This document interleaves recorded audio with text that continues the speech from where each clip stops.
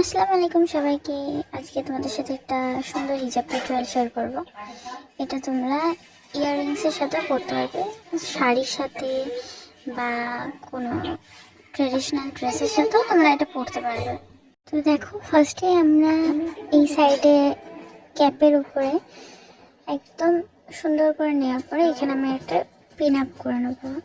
একদম ক্যাপটা ঢাকা অবস্থাতেই নেব একটু, যাতে সুন্দর মতন পিন করে নেওয়ার পরে এই সাইডটাও আমরা পিন করব। তো এই সাইডটা আমি ভালো মতন পিন করে নেব। বলে রেখে, আমার কাছে ফুল স্লিভস ব্লাউজ ছিল না, আমি এটা হাফ স্লিভসের সাথে পরছি বলে একটু কেমন দেখাচ্ছে, বাট তোমরা যদি ফুল স্লিভসের উপরে পরো শাড়ির সাথে তো এটা ভালো লাগবে। দেন ওই সাইডটা আমরা পিছন দিয়ে নেওয়ার পর এই যে সাইডটা আছে এটা এইভাবে ব্যান্ড করে নিয়ে আমরা অ্যাজ ইউজুয়ালি চাদর বা ওনার যেরকম গায়ে দিই সেরকম মতন গায়ে দেব। তো এই যে এভাবে আমি ভালো মতন একটু সেট করে নেবো আগে ওনাটা।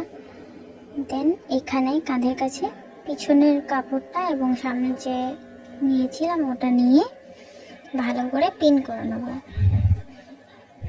দেখো, ভিডিওটা দেখলে বুঝতে পারবে।